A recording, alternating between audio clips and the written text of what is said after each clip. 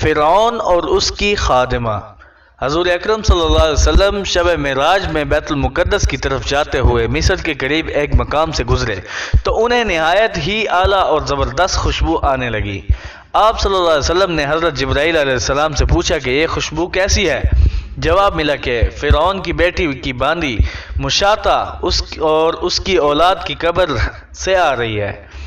پھر حضرت جبرائیل علیہ السلام نے اس کا قصہ بیان کیا۔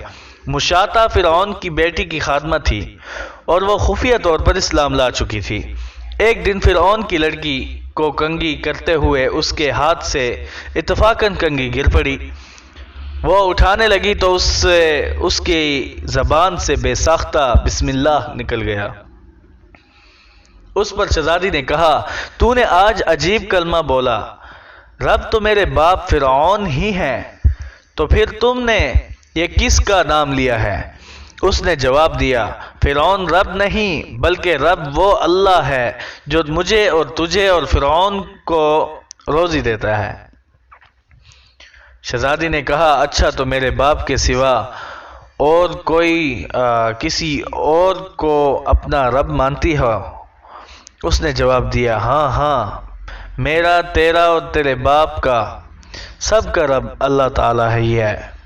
شہزادی نے اپنے باپ سے کہلوایا، وہ سخت غضبناک ہوا اور اسی وقت اسے برسر دربار بلوا بھیجا اور کہا کیا تو میرے سوا کسی اور کو اپنا رب مانتی ہے؟ اس نے کہا کہ میرا اور تیرا رب اللہ تعالیٰ ہی ہے جو بلندیوں اور بزرگی والا ہے۔ فرعون نے اسی وقت حکم دیا کہ تانبے کی جو گائے بنی ہوئی ہے اس کو خوب تپایا جائے اور جب بالکل آگ جیسی ہو جائے تو اس کے بچوں کو ایک ایک کر کے اس میں ڈال دیا جائے، آخر میں خود اسے بھی اس میں ڈال دیا جائے۔ چنانچہ وہ گرم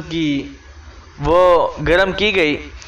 جب آگ جیسی ہو گئی تو حکم دیا کہ اس کے بچے کو ایک ایک کر کے اس میں ڈالنا شروع کرو۔ اس نے کہا، بادشاہ ایک درخواست میری منظور کرو، ایک درخواست میری منظور کر، وہ یہ کہ میری اور میرے بچوں کی ہڈیاں ایک ہی جگہ ڈال دینا۔ اس نے کہا، اچھا، تیرے کچھ حقوق ہمارے ذمہ ہیں اس لیے یہ منظور ہے۔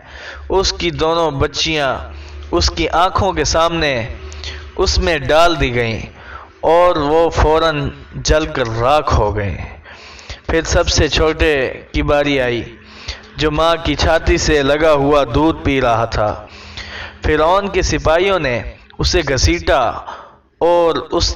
گھسیٹا تو اس نیک بندی کی آنکھوں تلے اندھیرا چھا گیا۔